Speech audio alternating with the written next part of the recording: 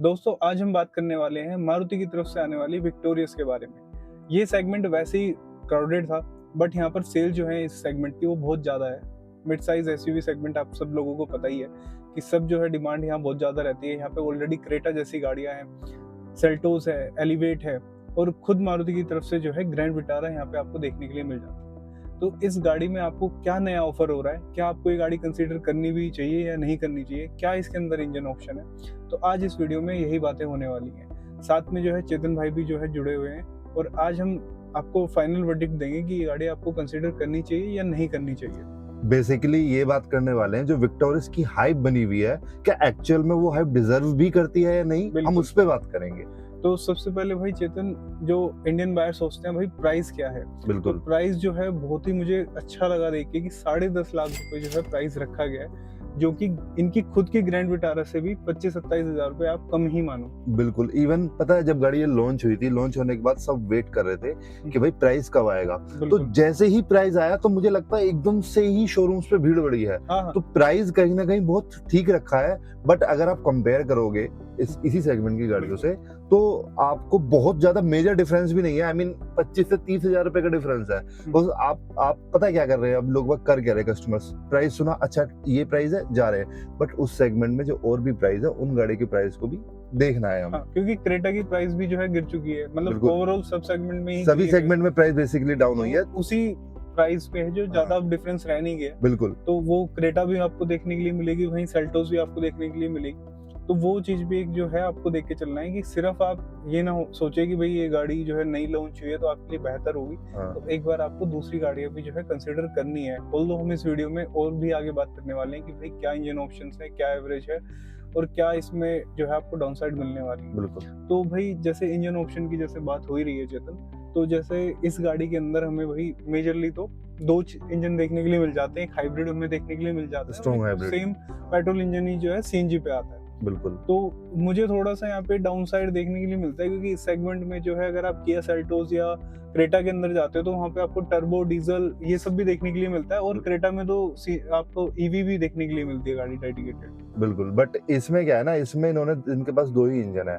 आपको petrol engine जो कि नेचुरली एस्पिरेटेड है, 1.5 लीटर का, ठीक ठाक पावर प्रोड्यूस करता है वो, और दूसरा स्ट्रॉन्ग हाइब्रिड जो कि टोयोटा हाईराइडर में भी चल रहा है। बिल्कुल। इसमें दो ही ऑप्शन है। तो मतलब बेसिकली आप ये मान के चलो जो आज की जनरेशन है, जिनको हम जेन ज़ी जनरेशन भी बोल देते हैं, उनको कहीं ना कहीं ऐसा लगेगा यार टर्बो जो परफॉर्मेंस होती है या फिर जो डीजल से उठ के आ रहा है ना, उसको ये थोड़ा इंजन कम पसंद आएगा। इसका मतलब ये भी नहीं है कि वो इंजन बेकार है।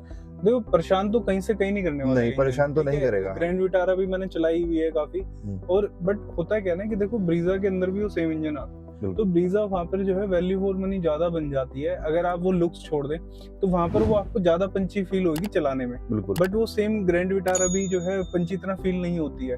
तो जैसे आपने हुंडई की गाड़ियों में भी देखा होगा, आपने i10 नियोस चलाई होगी, देन फिर आप वेन्यू चलाते हो तो वेन्यू भी आपको इतनी पंची नहीं लगेगी, क्योंकि वो इंजन जो है सेम i10 नियोस वाला जो है आपको वेन्यू में देखने के लिए मिल जाता है। तो इसी तरीके से आप देखेंगे कि जो ब्रीजा वाला इंजन है तो वो ही विक्टोरियस के अंदर दिया गया है, तो वो इतना आपको पंची फील नहीं होगा। बट वो बुरा बिल्कुल भी नहीं है, एक अच्छी माइलेज भी जो है निकाल के आपको देता है गाड़ी को।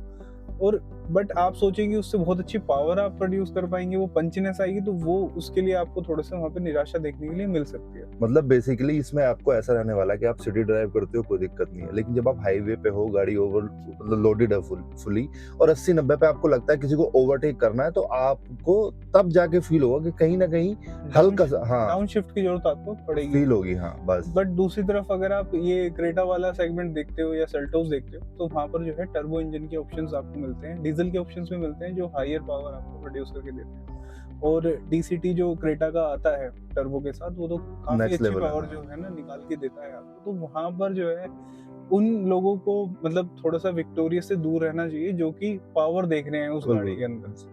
एग्जैक्टली जो एंथुसियाज्म है ना, जो एक एनर्जी चाहिए होती है, वो उस गाड़ी में आपको नहीं मिलेगी। दो पेट्रोल के जो इंजन है क्रेटा का है उसमें भी नहीं मिलती वो भी नेचुरली। बट वहाँ पर एक ऑप्शन है उनके पास कि जिनको लेनी है वो ले सकते हैं, बट यहाँ पर कोई ऑप्शन ही आपको जो है नहीं मिल रहा है। दूसरी तरफ हम बात करते हैं कि अगर मैं आपको ये बता रहा हूँ कि क्रेटा के अंदर आपको टर्बो मिलता है, तो क्रेटा के अंदर आपको सीएनजी नहीं मिलती। विक्टोरियस के अंदर आपको सीएनजी ऑप्शन मिलता है, ये एक प्लस पॉइंट है। और सेगमेंट का ऐसा फर्स्ट किया, जैसे टाटा ने फर्स्ट किया था सेगमेंट में कि ड्यूल सिलेंडर इन्होंने डाला था। बट उससे भी नेक्स्ट लेवल जो है मैं मानता हूँ जो मारुति ने किया है, क्योंकि वो अंडर बॉडी लेके चले गए उस टैंक को, तो वो ऊपर से आपको दिखाई ही नहीं देता है। कहीं ना कहीं आप टाटा पंच या नेक्सॉन में जब वो वहां से हटाते हो तो आपको दिखता है कि नीचे 2 सिलेंडर है, बट उसमें तो लाइक इनविजिबल ही हो गया, थोड़ा सा बस वहाँ पे आपको शेप दिखाई देती है, अदरवाइज वो इनविजिबल हो चुका है सिलेंडर वहाँ पे। तो बूट स्पेस भी जो है बहुत कॉम्प्रोमाइज, कोई कॉम्प्रोमाइज नहीं हो रहा बूट स्पेस, बहुत अच्छा बूट स्पेस देखने के लिए मिलता है। तो वहीं जो है मतलब अगर आप सीएनजी की तरफ सोच रहे हैं तो फिर तो सोचना ही नहीं है उस सेगमेंट में, आपको विक्टोरियस जैसा ऑप्शन इस सेगमेंट में है ही नहीं। और शायद यही वजह है चेतन की एक दिन के अंदर जो है 10,000 बुकिंग विक्टोरियस की जो है आ चुकी है। मतलब बहुत अच्छा नंबर आया निकल के, तो कहीं ना कहीं लोगों को पसंद भी आएगी, है ना। मतलब पसंद आएगी क्या, पसंद आ रही है, लेकिन एक ड्रॉबैक है विक्टोरियस जब आप लेने जाओगे, स्पेशली सीएनजी की बात कर रहा हूँ मैं, कि स्पेयर व्हील हटा दिया है। अब इंडिया में विदाउट स्पेयर व्हील चलना मतलब थोड़ा सा रिस्की हो जाता है, थोड़ा रिस्की लगता है मुझे भी। बिल्कुल, मुझे भी कहीं ना कहीं ऐसा लगता है कि चलो रोड्स अच्छे हो गए हैं, हाईवे अच्छे हो गए हैं, बट बट कहीं ना कहीं ऐसा होता है कि आप गलियों के अंदर चल रहे होते हैं, किसी ने अपने घर को प्रोटेक्ट करने के लिए बाहर छोटे छोटे सरिये लगा रखे हैं, वो आप साइड से निकल रहे हो, हो गया ना, तो कहीं पत्थर ऐसे या गड्ढे एकदम मेजर आ रखे हैं वहाँ, शार्प है, कोई पत्थर शार्प पत्थर उस पर से निकल गया, टायर फट गया, तो वो ये चीजें जो है अनएक्सपेक्टेड होती हैं। और फिर अनएक्सपेक्टेड में आप किस सिचुएशन में अपने घर से कितने दूर है, तो वो खुद को अपने किसके साथ हो, किस टाइम हो, फैमिली साथ है, रात को 2 बजे ऐसा कुछ हो जाए तो उस टाइम पे फिर परेशानी में ही डालोगे आप इस तरीके से। तो वो थोड़ी सी एक डाउन साइड है जो आपको अपने ध्यान में रख के चलनी चाहिए। चेतन भाई, जैसे मैंने आपको बताया कि सेगमेंट में बस क्रेटा से और हम इन सबसे कंपेयर कर रहे हैं क्योंकि उसी सेगमेंट की गाड़ी है। तो अगर लुक्स की बात करें तो क्रेटा से जो है लुक्स थोड़े से अलग आते हैं, बट डिसेंट है। मतलब क्रेटा एक ऐसी गाड़ी है जो मुझे लगता है कि बहुत ही एकदम तराश के बनाई हुई है, अंदर से आप इंटीरियर देखो, बाहर से लुक्स देखो तो काफी अच्छे आते हैं। बट जो है हमारे विक्टोरियस के भी लुक्स जो है काफी अच्छे हैं। मारुति की तरफ से अगर देखोगे तो थोड़े यूनिक लुक्स इस बार आए हैं। फ्रंट से काफी मस्कुलर सी लग रही है, बोल्ड सी लग रही है, बट उसमें क्या है कि जो पीछे की जो शेप है ना उसकी, वो जो कूपे डिजाइन दिया है वो उसमें थोड़ा अटपटा लग रहा है, खासकर वो जो लाइट जो पीछे दी गई है उसमें, जो डायमंड्स में वो करके जो दी गई है वो थोड़ी सी मुझे नहीं मजा वो खैर वो सब्जेक्टिव है, exactly. हो सकता है किसी को वही चीज पसंद आए जो मुझे नहीं आ रही है। हाँ, ये एक सब्जेक्टिव है, बट ऐसा भी नहीं है कि ये डिजाइन देख के आपको ऐसा लगे कि एकदम से क्या, जैसे इग्निस में लगता है ना पीछे से देख के हाँ, तो जैसे इग्निस में को देख के लगता है कि ये क्या है, वो ऐसा उसमें ऐसा फील नहीं होने वाला है। तो ये तो डिफरेंस है, बट हाँ एक नया डिजाइन है, लेट्स सी पब्लिक इसको कितना पसंद करती है। वैसे फ्रॉन्क्स को भी लोगों ने पसंद किया है, कूपे डिजाइन आया था उसमें, तो खैर बुकिंग्स तो बता रही है जो है कि लोग अच्छा लोग इंटरेस्ट दिखा रहे हैं उस गाड़ी में। और साथ ही साथ जो ग्राउंड क्लियरेंस की अगर बात करूँ कि ग्राउंड क्लियरेंस भी मैटर करता है। 210 mm है, 210 mm की जो है ग्राउंड क्लियरेंस देखने के लिए मिल जाती है। वहीं Hyundai Creta के अंदर आपको 190 mm की दिखती है। 20 mm का डिफरेंस काफी अच्छा खासा डिफरेंस होता है, एक अच्छा रोल प्ले करता है अगर गाड़ी का ग्राउंड क्लियरेंस ऊंचा। देखो गाड़ियां ये मिड साइज बिक क्यों रहा है ज्यादा, क्योंकि वो लोग सोचते हैं कि भाई ऊंची गाड़ी है, कभी सालों में एक बार कहीं से निकल रहा हूँ तो वहाँ गाड़ी लग जाती थी, अब नहीं लगेगी।